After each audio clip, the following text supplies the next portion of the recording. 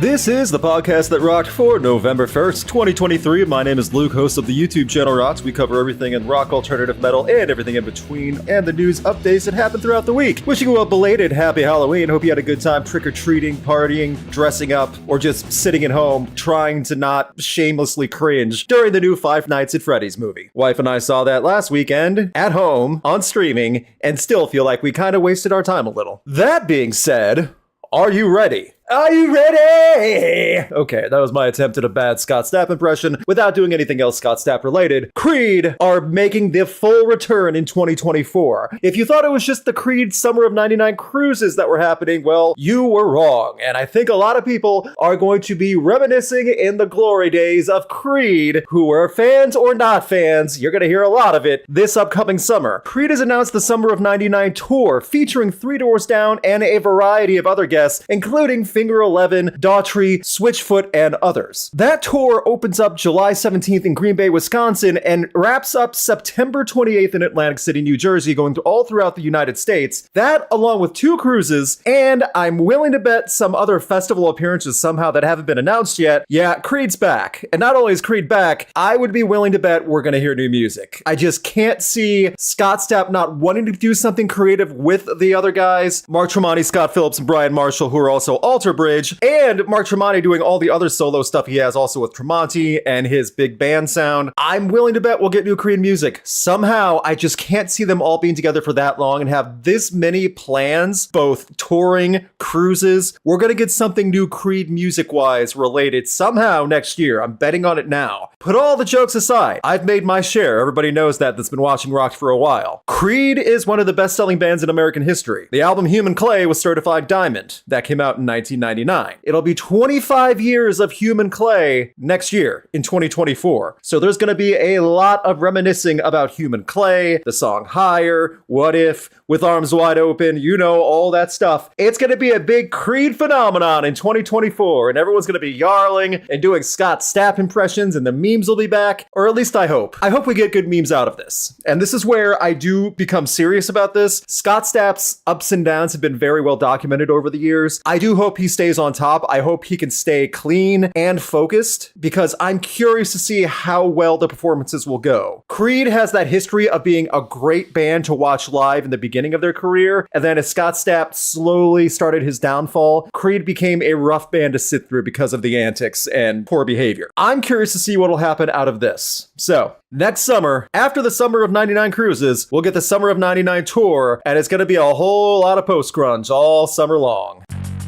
In touring news, this is something that's been going on for a while, and it looks like Metallica is going to be the one to really push the charges and raise the stakes a bit. If you've ever been to any type of festival in the United States, you know a big common thing is right outside festival grounds, you will see t-shirt vendors selling knockoff counterfeit merch. It's pretty much band logos and sometimes festival lineups on t-shirts for much cheaper than what's on inside. However, it really is just a drag the image onto a t-shirt website, print them off, and then sell them outside. For 20 bucks a piece, those people doing the bootlegs can make a lot of money in one night. As aggressive as they've gotten over the years of different festivals throughout the country, regardless of whether heavy music or not, Metallica has noticed that it's going to happen also at their tours when they come in for their 2-show appearances throughout the country this year and next year. Well, to preemptively fight it in St. Louis, Missouri, they are filing a lawsuit and going against anyone that might be doing some of this. Merch Traffic, the company that creates Metallica's touring merchandise, filed a lawsuit in St. Louis federal court to help stop bootleg merch sales in the grounds around the arena and around downtown St. Louis, as the show is going to be there for at least 2 performances and having the Metallica Saturday night event as well. At the end of the day, it is copyright infringement, and the quote is, "The infringement merchandise is with the same general appearance as plaintiff's merchandise and is likely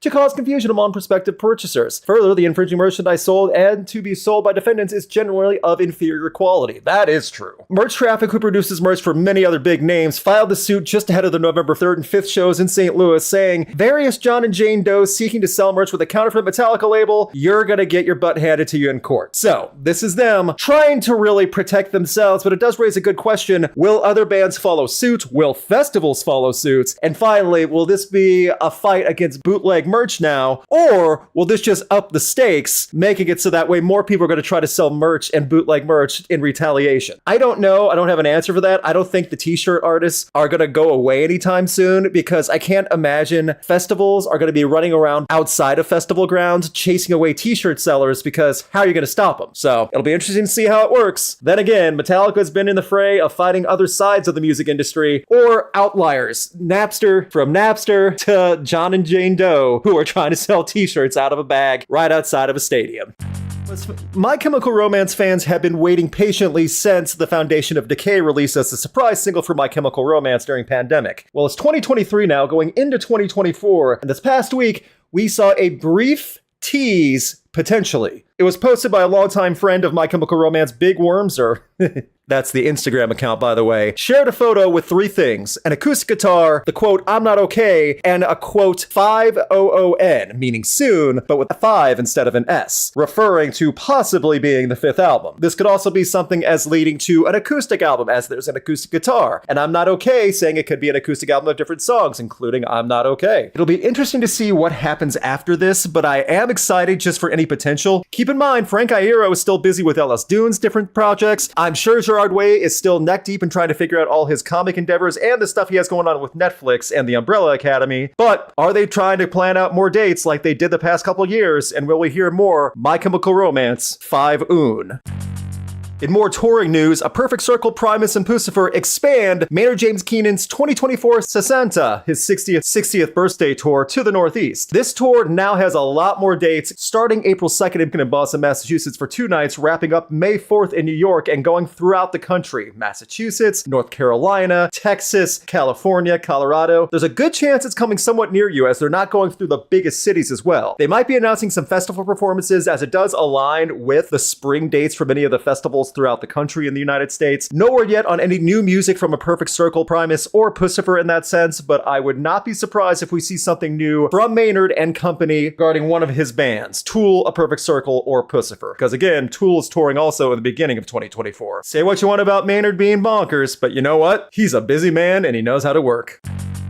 Coming up in new music news, 2 albums I wanted to talk about briefly, and I thankfully have received the album advances. The first being Dying Wish and the album Symptoms of Survival. This is the metalcore verging into deathcore sound from Emma Boster, vocalist. This comes out November 3rd, and it really does have Emma Boster, the vocalist, breaking through so many different styles. She is so seamless with switching it up from clean to unclean in a very well-polished performance and execution on the album. I have to say, if you're looking for something a lot heavier, but also has some serene moments for deathcore, Symptoms of Survival is worth checking out. This is great. I really enjoyed it. And along with that, Super Bloom from Silent Planet comes out this Friday as well. This is metalcore, much with the volume turned up, with a lot more aggression and a lot fewer quiet moments. And it's well executed, just like Dying Wish. But on this case, there's very few smooth, slow moments. There is so many heavy riffs, chugging, killer drums. There is some synth work in there. Silent Planet made something really interesting here, and I do hope it gets a little bit more attention.